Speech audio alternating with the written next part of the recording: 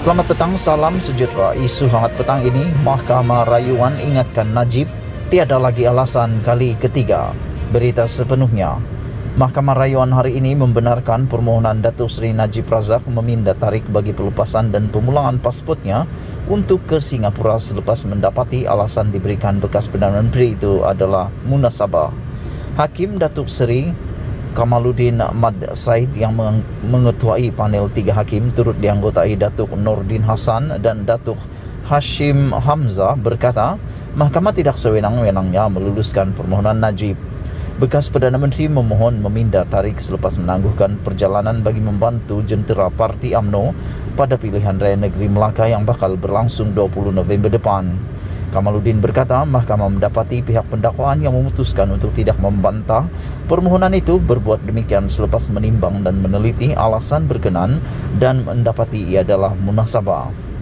Kali ini katanya, Mahkamah juga mendapati terdapat alasan yang munasabah selepas meneliti permohonan dan afidavit sokongan pemohon Najib dan disebabkan itu pendakwaan tiada alasan untuk membantah. Ia sudah dipertimbangkan oleh pihak pendakwaan, bukan bermakna responden sewenang-wenangnya tidak bantah. Bagi pihak mahkamah pula, ini kali kedua dia minta. Kali pertama alasan pemohon ialah untuk melawat anak perempuannya yang bersalin di Singapura dan sekarang alasan kedua untuk PRN Melaka.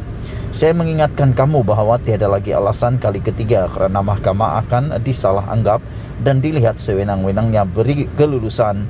Jadi mahkamah membenarkan permohonan ini dan pasport hendaklah dikembalikan pada atau sebelum 6 Disember katanya. Terdahulu Peguam Muhammad Farhan Safi memberitahu panel jadual perjalanan Najib ke Singapura terpaksa diubah kerana beliau diamanahkan dengan tanggungjawab untuk memastikan parti bertindak teratur dan sewajarnya pada PRN Melaka ketika ketiadaan Presiden UMNO Datuk Seri Ahmad Zahid Hamidi yang ketika ini mendapatkan rawatan sakit belakang di Jerman. Beliau berkata permohonan pihaknya untuk meminda tarik itu daripada 20 Oktober hingga 22 November kepada 25 Oktober hingga 6 Disember ini sudah dibenarkan oleh Mahkamah Tinggi yang mendengar perbicaraan kes jenayah dihadapinya. Sementara itu, Timbalan Pendakwa Raya Safi Hasim tidak membantah permohonan berkenaan. Pada 18 Oktober lalu, Mahkamah sama membenarkan permohonan Najib untuk mendapatkan pasport antarabangsanya buat sementara bermula 20 Oktober hingga 22 November bagi membolehkan bekas Perdana Menteri itu melawat anak perempuannya Noriana Najwa yang kini berada di Singapura dan melahirkan anak kedua 2 hari lalu.